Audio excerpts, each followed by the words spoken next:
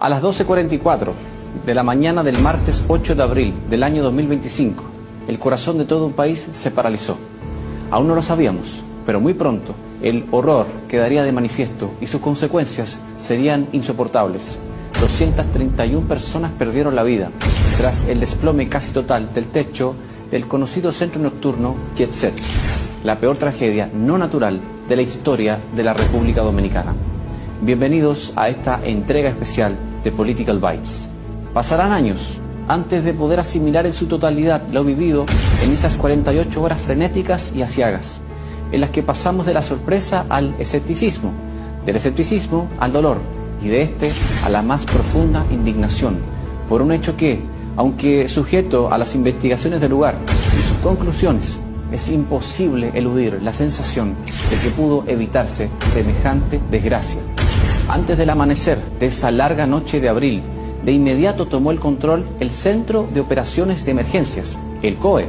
en la voz de su director, Juan Manuel Méndez, quien, a través de improvisadas ruedas de prensa, iba dando cuenta de los traslados a centros hospitalarios, así como el número de heridos y también de fallecidos, confirmados por supuesto. Una lista que solo hizo aumentar conforme pasaban las horas. Han quedado al desnudo varios hechos y verdades, pero me gustaría destacar dos. Por un lado, la profunda solidaridad y empatía de la sociedad dominicana, a través de mensajes de apoyo, duelo y solidaridad de millones de personas, y por medio de ayuda efectiva también en la zona cero, llevando comida, agua y cuanta cosa fuera necesaria para hacer más llevaderas esas interminables horas de espera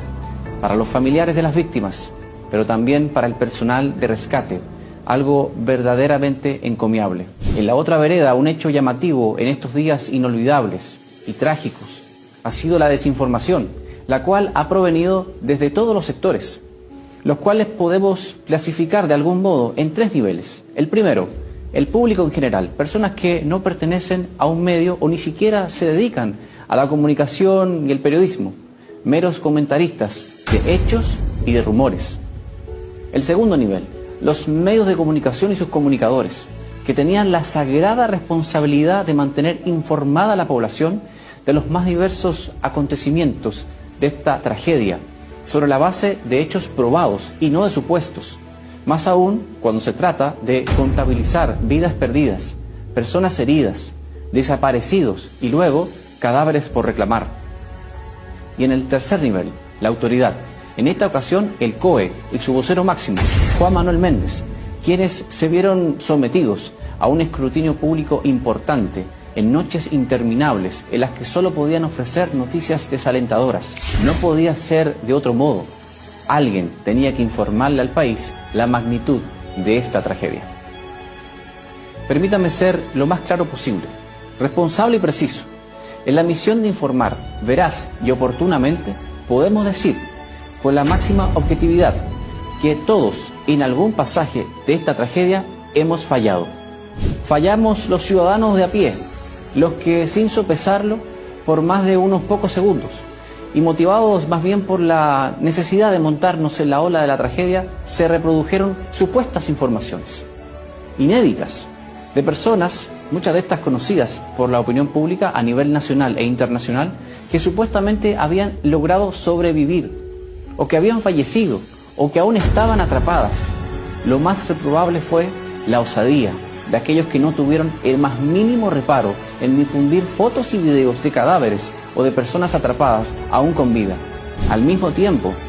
fallaron muchos medios y fallaron sus respectivos comunicadores,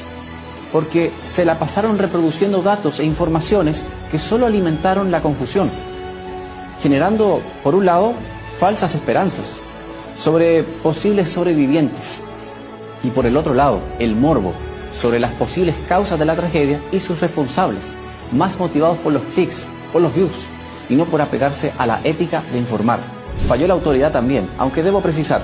que falló de forma aislada, pero sí en un caso muy emblemático que trascendió las fronteras del país, como fue la muerte de la voz más alta del merengue, Ruby Pérez, de quien se dijo un sinfín de cosas falsas, creando un torbellino de rumores y generando expectativas que circularon alegremente durante más de 24 horas. No fue sino hasta la madrugada del miércoles 9 de abril cuando finalmente se confirmó su deceso de forma oficial. Ruby Pérez, su vida y trágico final, envuelven de alguna manera las contradicciones de nuestra sociedad. Y es que no fuimos capaces de controlarnos en el impulso de desinformar sobre su supervivencia o posible deceso, ni los ciudadanos difundiendo cuánto rumor alcanzara nuestras manos, ni los medios, ni el propio COE, quienes llegaron a sostener que Ruby estaba vivo, gracias a que supuestamente el cantante había logrado entonar algunas estrofas de sus más famosas canciones para guiar de alguna manera a los rescatistas al lugar donde se encontraba. También se dijo que había sido rescatado y que incluso ya estaba interno en un centro hospitalario de la capital. Informaciones que fueron divulgadas por sus familiares y por el propio director del COE, citando como su fuente informativa al manager del cantante, quien, para colmo de males, ni siquiera se encontraba en el país en el momento de la tragedia. Luego de esta sonora pifia, el COE enmendó el curso e informó debidamente durante las horas sucesivas. No así algunos medios, que insistieron hasta la saciedad con el supuesto rescate de personas con vida, aun cuando la autoridad había reafirmado una y otra vez que no habían logrado rescatar a nadie con vida desde las 3 de la tarde del martes 8, unas 14 horas después de que el techo de la discoteca Jet Set cayera y matara casi de forma instantánea a la gran mayoría de las víctimas. El país atraviesa uno de sus duelos más sentidos de toda su historia. 231 personas perdieron la vida, 189 quedaron heridos y de estos muchos con pronóstico aún reservado. Familias quebradas para siempre, hijos sin padres, padres sin hijos, amigos entrañables y viejos conocidos que ya no están, heridas que probablemente nunca sanarán del todo. Si algo podemos hacer por ese dolor y por los que ya no están, es respetar su memoria, aprendiendo a ser responsables a la hora de emitir una opinión, a ser responsables a la hora de informar y sobre todo a no jugar con las esperanzas de tanta gente que hoy deambula rota y cuyo último recuerdo de sus seres queridos será esa larga noche de abril, una noche que jamás olvidaremos. Desde Cerebros Políticos, nuestro deseo es que las familias se encuentren consuelo y las víctimas tengan eterno descanso. Muchas gracias.